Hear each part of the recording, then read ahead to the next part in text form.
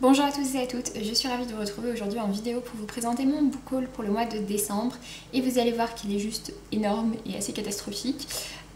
En fait, de ce que j'avais compté, j'arrive quand même à une quarantaine de livres. En revanche, il y en a 8 que je ne vais pas vous présenter aujourd'hui, tout simplement parce qu'ils feront l'objet d'une vidéo spéciale avec un unboxing et du coup, forcément, j'ai pas très envie de vous spoiler la vidéo. Voilà. Du coup, je vais donc vous présenter tout le reste. Ça comprend donc les quelques réceptions que j'ai eues en décembre, mes achats à Montreuil, mes autres achats et puis mes cadeaux de Noël et d'anniversaire. Donc, eh bien, c'est parti. Au niveau des réceptions, alors tout d'abord j'ai reçu un roman qui est sorti en 2018, le reste c'était des parutions de janvier et il s'agit du tome 1 de Mortal Engines par Philippe Rive, donc, qui est sorti chez Gallimard Jeunesse. J'ai reçu vraiment genre le 1er décembre. Étant donné qu'il est sorti un petit peu avant dans cette réédition, donc il y a une jaquette comme ceci à l'effigie du film, mais sinon en dessous c'est bien cette couverture qui est super jolie avec un très beau toucher et qui est vraiment très travaillé, que j'aime beaucoup. Je l'ai déjà lu en lecture commune avec Tricky, je vous en ai parlé, c'est dans un de mes points lecture de décembre et c'est une lecture que j'ai bien aimée, mais en fait j'ai surtout aimé l'univers beaucoup plus que les personnages malheureusement. J'aurais bien aimé voir le film, mais j'ai l'impression qu'il n'est déjà plus en salle et j'ai un petit peu tardé. Du coup, c'est pas grave, je le verrai quand il sortira en DVD ou en VOD. Enfin voilà, je le verrai bien à un moment, mais en tout cas, je suis contente d'avoir pu découvrir cet univers. Et donc, je l'ai reçu en fait de l'agence de presse Anne et Arnaud qui travaillent avec Gallimard. Ensuite, comme je vous disais, j'ai donc reçu quelques parutions de janvier. La première que j'ai reçue, il s'agit de Un si petit oiseau par Marie Pavlenko aux éditions Flammarion, qui a déjà bien commencé à tourner et à faire parler de lui. Il est sorti le 2 janvier. Je ne l'ai pas encore lu, mais ça va être une de mes prochaines lectures étant donné que je l'ai reçu par Babelio, puisque je vais rencontrer Marie Pavlenko le 18 janvier, donc prochainement. Et du coup, voilà, il va falloir que je le lise d'ici là, mais je sais que c'est un roman qui va vite se lire, puisque voilà, la mise en page est quand même assez dégagée et j'ai entendu dire que c'était une histoire assez prenante. Il fait quand même presque 400 pages, mais voilà, je pense que ça va vite se lire. Et puis voilà, avec cette couverture, on le repère. Ensuite, j'ai reçu un roman en épreuve non corrigée qui va sortir le 24 janvier. Je l'ai reçu de la part de Michel Lafon. Il s'agit de Un cœur pour deux par Chivuan Plotza. Je ne sais pas du tout comment ça se prononce. C'est une sorte de roman, c'est un roman en fait dans lequel on suit une jeune adolescente qui a 17 ans et qui en fait a eu le cœur greffé et depuis qu'elle a eu ce cœur greffé, elle se demande à qui appartient ce cœur, enfin à qui appartenait ce cœur et qui était la personne derrière tout ça. Donc voilà, elle va un peu essayer de découvrir ça. C'est un roman en fait qui nous a été présenté par l'équipe de Michel Lafon lors du salon de Montreuil et voilà, il disait que c'était un peu le livre, enfin que c'était le livre qu'ils avaient vraiment beaucoup aimé et qu'ils recommandaient. Du coup, je m'étais proposée pour le recevoir. Et ensuite, j'ai reçu donc 3 parutions de janvier chez J.C. Lattès. Les 3 sont sortis, alors je ne sais pas exactement quand est-ce que vous aurez la vidéo, mais ils sortent tous soit le 9 soit le 10 janvier, donc ils sont a priori soit déjà sortis, soit ils sortent aujourd'hui et demain, suivant quand vous avez la vidéo, étant donné que j'ai des petits problèmes de wifi en ce moment. Mais du coup, j'ai reçu tout d'abord dans la collection Et moi, qui appartient à J.C. Lattès, Te regarder danser par Scarlett Cole. Donc la collection Et moi a décidé de faire un petit peu peau neuve. Avant, c'était ceux qui avaient des photos de couples qui s'embrassaient à pleine bouche avec les bandeaux noirs avec le titre et le nom de l'auteur. Donc voilà, ils ont décidé de faire un peu peau neuve avec ces couvertures un petit peu plus dans un esprit feel good en général, que j'aime bien. Celui-ci, donc je l'ai déjà lu, je vais pas trop vous en dire plus, c'est une romance et Scarlett Cole avait déjà sorti une autre série qui s'appelait Sous ta peau et en fait donc là c'est un premier tome d'une autre série mais avec à chaque fois des coupes différentes pour chaque tome et c'est le groupe de musique Preload qui apparemment était mentionné sur ma peau, Sous ta peau pardon, et donc celui-ci je l'ai déjà lu, je vous en parle très bientôt en point lecture. Et ensuite j'ai reçu 2 autres romans. Le premier c'est Ivoire de Nils Labuzan qui parle du braconnage et de l'ivoire, etc. en Afrique. J'en sais pas énormément plus. Et le second, il s'agit de Une éducation par Tara Westover. Celui-ci donc traite d'une personne qui a grandi à l'écart du monde, donc a priori dans une secte, et qui va vouloir en sortir, et ça raconte eh bien, son parcours pour en sortir, mais qui montre bah, voilà, qu'elle a pas, donc c'est une jeune femme qui s'appelle Tara, et du coup elle connaît pas forcément tout ce qu'il y a autour, et voilà, ça parle de ça.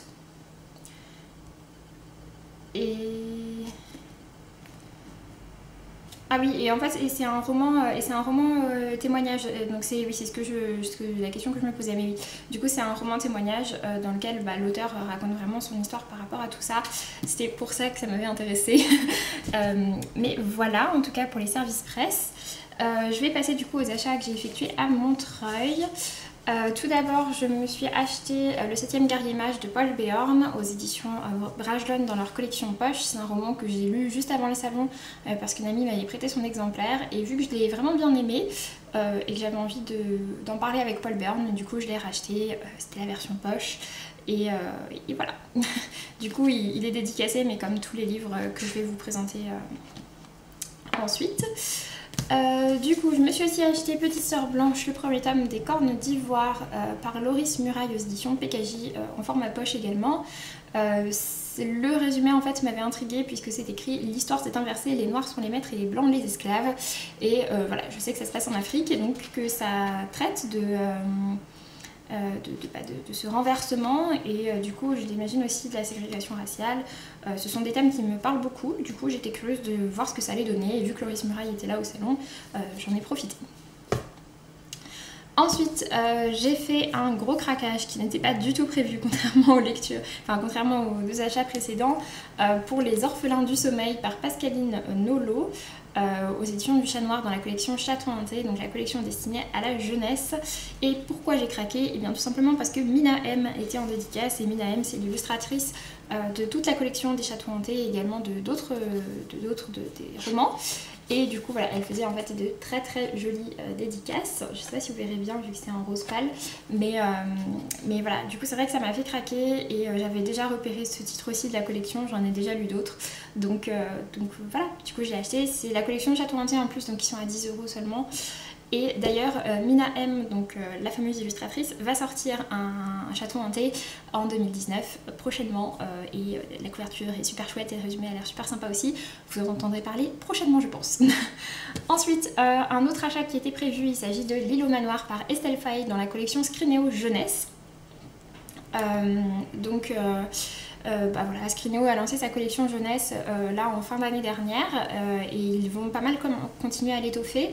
Ah oui, puisque d'ailleurs, vous ne le savez pas encore, mais moi je le sais déjà, j'ai été sélectionnée comme partenaire pour 2019 de la maison d'édition Scrinéo, et je suis méga contente. Du coup j'ai pu voir un peu les problèmes de parution, et du coup je peux vous dire que la collection jeunesse de Scrinéo va continuer à s'étoffer.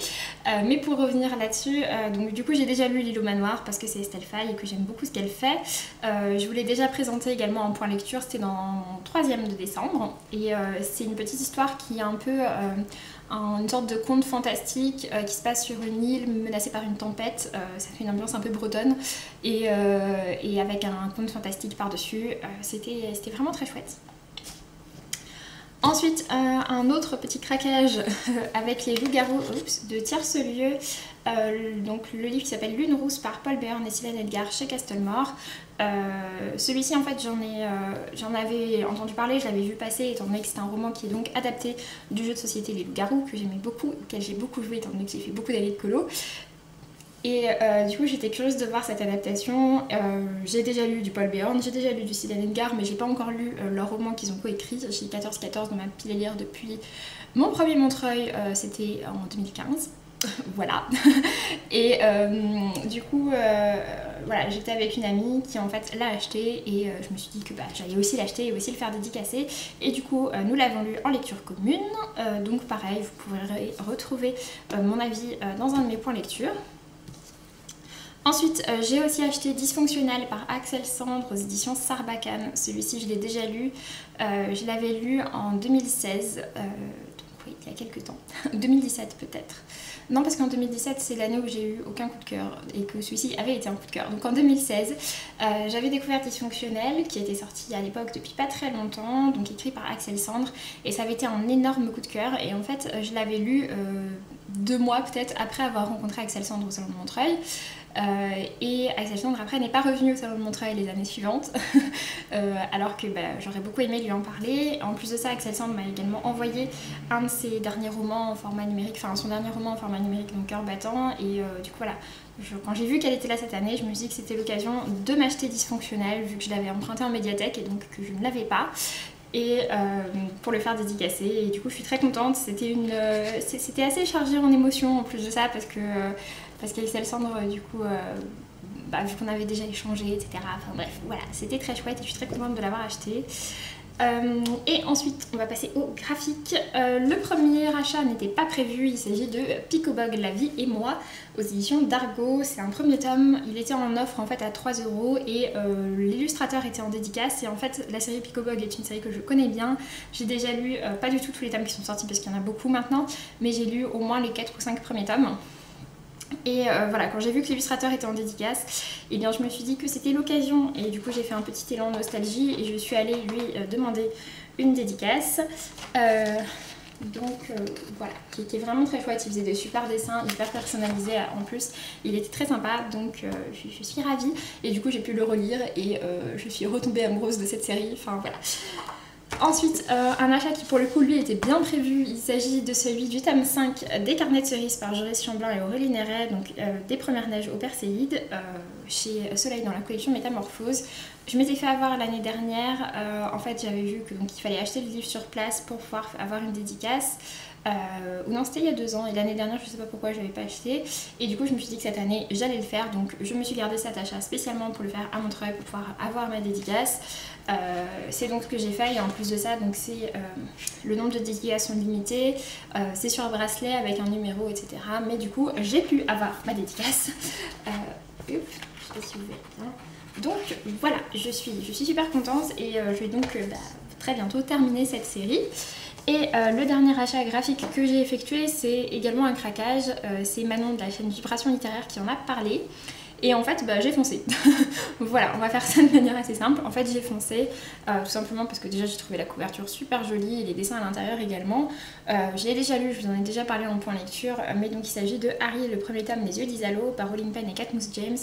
Et en fait, j'ai appris, après l'avoir acheté, puisque du coup je l'ai acheté un peu à l'aveugle, que ça se passait à Madagascar. Je suis déjà partie en séjour à Madagascar, c'est un séjour qui m'a énormément marqué. Et si j'avais su avant que ça se passait à Madagascar, je sais pas parce que du coup je l'ai déjà acheté, mais j'aurais encore plus foncé pour l'acheter, je pense.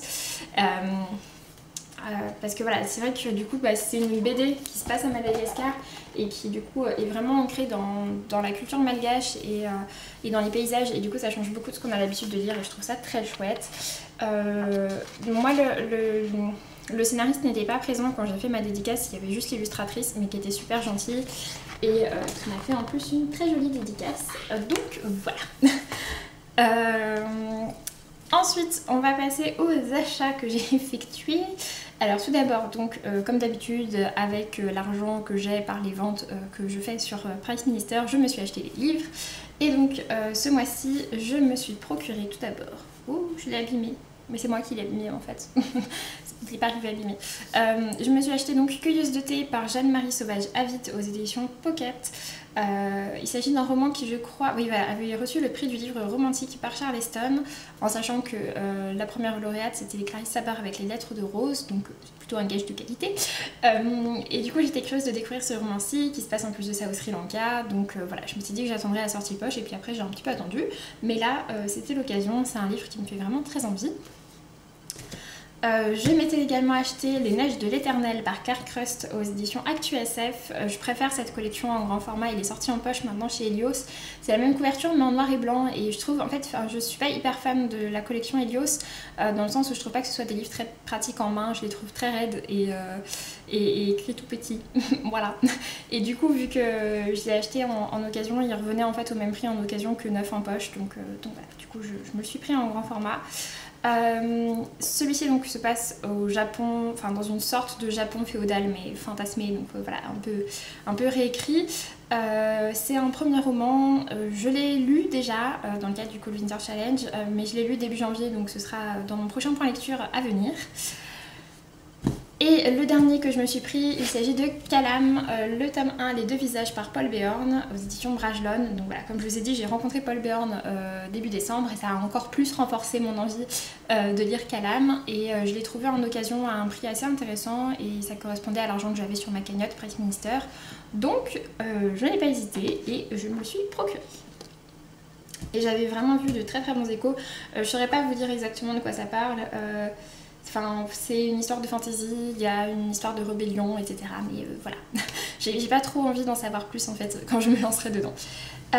Ensuite, j'ai effectué donc 2 achats neufs. Le premier, il s'agit donc des Vrais amis ne s'embrassent pas sous la neige par Juliette Bonté dans la collection E.H. Qui est sortie donc en poche. C'est les livres, voilà, les éditions qui sortent pour Noël à chaque fois. Donc c'est une petite romance de Noël mais qui en fait est plutôt une petite romance d'hiver. Je vous en ai parlé dans mon 3e point lecture de décembre si ça vous intéresse d'aller voir. Et en même temps je m'étais acheté le tome 5 de The Promised Neverland, vu que je les achète en gros après leur sortie, dans les semaines qui suivent la sortie à chaque fois. Du coup je l'ai également déjà lu, je vous en ai déjà parlé en point lecture. J'ai beaucoup aimé ce tome 5, j'aime beaucoup la série de manière générale, mais je trouvais que ce tome 5 était particulièrement sympa. Et ensuite, je suis allée revendre des livres à Gilbert Joseph. J'ai acheté du coup quelques cadeaux qui sont déjà partis vers leur nouveau propriétaire. Et je me suis également acheté le premier tome de Éclat d'âme par Yuki Kamatani aux éditions Akata. En fait, j'en ai entendu parler pas mal et notamment sur la chaîne de Cordelia. Il s'agit d'un manga qui traite de personnages LGBT. Chaque tome parle d'une histoire différente et du coup d'un sujet différent. Donc ici, dans ce premier livre, on suit un personnage qui est gay. Ensuite, le deuxième, c'est un personnage qui est trans. Le troisième, je me souviens plus. Et le quatrième, sur la couverture, ce sont 2 femmes qui se marient. Donc voilà, pour l'instant, il y a 4 tomes de sortie. Je suis curieuse de voir ça. Je pense que ça va être plutôt sympa. En tout cas, j'espère que ça me plaira. Je me suis également acheté L'écho des cœurs lointains, la partie 1 donc du tome 7 de Outlander par Diana Gabaldon aux éditions J'ai lu. À nouveau, petit spoil sur le prochain point lecture, mais je l'ai acheté tout simplement parce que j'ai lu le tome 6 et voilà, avec Outlander, en gros, à chaque fois que je lis un tome, j'achète le suivant, histoire d'en avoir un sous la main pour pouvoir continuer la série quand j'en ai envie. Donc là, voilà, on arrive au tome à partir duquel ils ont séparé en 2 parties et c'est pas plus mal parce que là, en fait, il a l'air tout petit, mais il fait déjà 800 pages. Donc voilà, c'est vrai que le tome 6 et le tome 5 qui font 1500 pages chacun, c'est pas super pratique à lire. Et enfin j'ai effectué donc mon achat pour le trimestre chez Françoisir et je me suis pris le tome 5, donc le dernier tome de La Guerre des Lulu, donc le Der des Der, 1918 par Régis Haussière et Hardock. Et voilà, et du coup pareil, c'est une série de BD que j'ai en entier et que je vais bientôt pouvoir terminer, comme les carnets de cerises. Ensuite, et du coup pour terminer, eh bien il y a la pile avec mes cadeaux d'anniversaire et de Noël, étant donné que mon anniversaire est également en décembre. J'ai pas reçu forcément énormément de livres parce qu'en fait ma famille sait que j'ai beaucoup de livres et du coup ils sont un peu frileux au fait de m'offrir des livres, voilà. Du coup, de la part de ma petite sœur, ma petite sœur m'a offert pour mon anniversaire Le Souffle des feuilles et des promesses par Sarah McCoy aux éditions Pocket. J'ai beaucoup aimé de Sarah McCoy, un goût de cannelle et d'espoir. J'ai déjà un parfum d'encre de liberté dans ma pile à lire, mais voilà, celui-ci c'est son 3e et j'étais curieuse de le découvrir. Donc en fait on suit l'histoire d'une jeune femme qui est issue d'une famille de planteurs du Kentucky en 1897 avec cette jeune femme qui du haut de ses 20 ans décide de partir à New York pour écrire et devenir romancière et en étant indépendante. Donc voilà, je suis curieuse de voir ce que ça va donner. J'avais beaucoup aimé le premier roman de Sarah McCoy, donc voilà. Ensuite, ma grand-mère m'a offert un peu d'argent avec lequel j'ai passé une commande, enfin 2 commandes en fait. Tout d'abord, j'en ai profité donc pour m'acheter Comment le dire à la nuit par Vincent Tassi aux éditions du Chat Noir. Je voulais l'acheter à Montreuil et en fait le Chat Noir n'avait emmené que ses collections jeunesse et adolescent. Du coup, voilà, j'ai profité de cette occasion et je l'ai acheté directement sur le site du Chat Noir, sur lequel de toute façon les frais de port sont offerts, donc voilà. Je sais pas beaucoup, ça traite d'une dame en noir, c'est une sorte de conte fantastique. J'ai beaucoup aimé les 2 autres romans de Vincent Tassi, donc Apostasie en adulte et Effraie porcelaine en jeunesse. Du coup voilà, j'ai très envie de lire celui-ci, je sens que ça va beaucoup me plaire. Et je me suis également acheté, j'ai également passé une commande sur le site de Gilbert Joseph. Je me suis acheté donc tout d'abord Grisha, le tome 3, L'oiseau de feu, par Laïs Bardugo, aux éditions Milan. Bon bah voilà, c'est le tome 3, j'ai déjà lu les tomes 1 et 2, donc je vais pouvoir terminer cette saga. Je me suis également pris en même temps Des sorciers et des hommes par Thomas Géa aux éditions Critiques. Celui-ci, j'en ai beaucoup entendu parler, c'est un roman de fantasy, je sais c'est un des coups de cœur d'Estelle Faye, donc voilà. Et puis même, je sais pas, cette couverture me parle vraiment beaucoup, je suis très curieuse de voir ce que ça va donner, je sais pas forcément de quoi ça parle, mais j'ai très envie de lire ça, voilà. Et je me suis pris un dernier livre avec, qui n'était pas forcément prévu, mais en fait, vu qu'il était, il était en occasion et il était genre à 3 €, quelque chose comme ça, et vu que j'avais les autres livres, les frais de port étaient offerts pour celui-ci, donc j'en ai profité. Et je me suis pris Gardien de la source par Vanessa Terral, qui était sorti aux éditions Pygmalion il y a quelques années, je crois qu'il était dans ma wishlist depuis au moins 2-3 ans, mais j'avais pas craqué. Et du coup, bah voilà, je me suis dit que ce serait l'occasion. Je sais pas énormément de quoi ça parle. Ça se passe en 1814 dans un petit village d'Allemagne. Et il y a une histoire particulière avec, j'imagine, une source. Donc voilà, je sais que c'était c'est un roman en fait qui mêle un peu historique et fantastique. Ça me disait bien et voilà. Et pour terminer, du coup, les quelques livres que j'ai reçus à Noël, tout d'abord, mon cher et tendre Adrien m'a offert donc Les Crimes de Grindelwald, le screenplay de J.K. Rowling en VO pour avoir la belle édition en hardback, même si la couverture est la même, mais voilà, il est en hardback en VO, donc voilà. C'est plus joli. Je trouve que voilà, c'est toujours un très beau travail. J'avais déjà le screenplay du premier tome, donc je vais pouvoir le ranger juste à côté et le lire à l'occasion. Mais je suis très contente d'avoir ce joli objet livre qui va pouvoir rejoindre ma petite collection Harry Potter. Ensuite, du coup, à Noël, ma sœur, toujours, m'a offert cette fois-ci le tome 2 de l'Atelier des sorciers par Kamome Shirahama aux éditions Pika. Donc voilà, j'ai beaucoup aimé le premier tome, donc je suis curieuse de voir ce que va donner ce second. Et ma maman m'a offert 2 livres. Tout d'abord, donc bon, il y en a un des deux, c'est moi qui lui ai demandé. Il s'agit du Crocus jaune par Laila Ibrahim, qui est publié aux éditions Amazon Crossing et qui est sorti en octobre. Et en fait, il avait été annoncé dès le salon de Paris en mars. Et du coup, voilà, il me tentait depuis mars. Et du coup, j'ai demandé à ma maman si elle pouvait me le prendre. Vu que c'est les éditions Amazon Crossing, leurs romans sont vendus seulement au prix de 10 €, ce que je trouve vraiment très chouette. Et j'aime bien le travail d'édition en plus de ça, et il s'agit d'un roman, comme vous pouvez vous en douter avec la couverture, qui traite de la ségrégation raciale, donc bah voilà, tout ça ensemble, je ne pouvais que vouloir le découvrir. Et ma maman m'a également offert le tome 8 de Lou, donc En route vers de nouvelles aventures aux éditions Glénat. C'est une BD en plus que j'ai hésité plusieurs fois à m'acheter au courant du mois de décembre, donc j'étais très contente de voir qu'elle me l'a offert et je l'ai déjà lu et j'ai vraiment bien aimé ce tome 8. Je vous en ai parlé dans un de mes derniers points lecture. Donc voilà, ce gros book haul est enfin terminé. J'espère que ça vous aura plu. N'hésitez pas à me dire si vous avez lu certains de ces livres ou s'il y en a certains qui vous font envie. Et puis n'hésitez pas à me dire aussi si vous avez eu des livres pour Noël et ce que vous avez reçu. Sur ce, je vous laisse et je vous dis à très bientôt pour une prochaine vidéo. Salut!